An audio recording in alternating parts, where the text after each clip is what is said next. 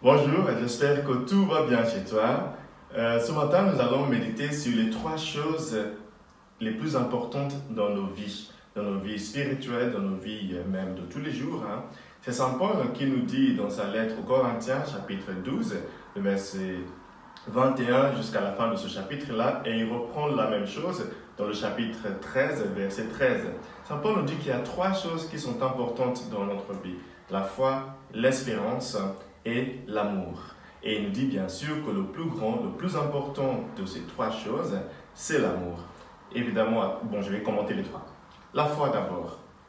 Saint Paul était tiraillé énormément par le manque de foi dans l'église de Corinthe. Pourquoi? Parce qu'il a réalisé que sans la foi, il est impossible de plaire à Dieu. Sans la foi, il est impossible de réussir quoi que ce soit. Évidemment, il faut savoir que quand Paul parle de la foi, il ne parle pas seulement d'une adhésion idéologique, intellectuelle à quelque chose. Il parle d'avoir la confiance en soi-même. Il parle du fait d'avoir la confiance en Dieu. Il parle du fait d'avoir la confiance dans ce qu'on fait. Il faut y croire. Voilà, c'est dans ce sens-là que Saint Paul parle de la foi. Le fait d'avoir confiance en soi, le fait d'avoir confiance en Dieu, le fait d'avoir confiance dans ce qu'on fait. Vous voyez, donc Saint Paul nous dit que sans la foi, il est impossible d'aller très loin.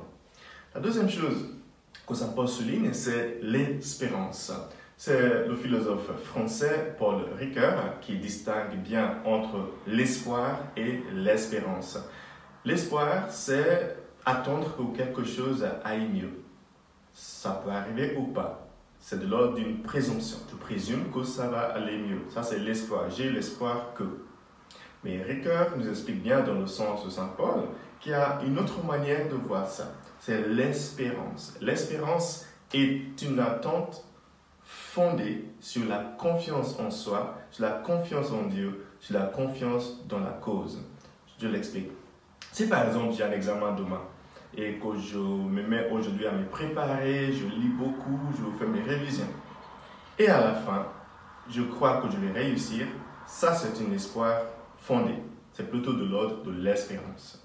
Si maintenant j'ai l'examen demain et que je ne révise pas, je ne fais rien aujourd'hui, mais je crois quand même que je vais réussir, j'attends de réussir cet examen-là, ça c'est un espoir infondé. Et Saint Paul nous dit ce matin, ce qui est important n'est pas l'espoir qui n'est pas fondé, c'est l'espérance, l'espoir fondé sur la confiance dans ce qu'on a fait, la confiance dans le Dieu qui veille sur nous et la confiance aussi dans la cause dans laquelle nous nous engageons. Voilà, ça c'est l'espérance. C'est la foi fondée dans la confiance en soi-même, la confiance en ce qu'on fait et la confiance en Dieu. Maintenant, Saint Paul nous dit qu'il y a encore une chose qui est importante, c'est l'amour.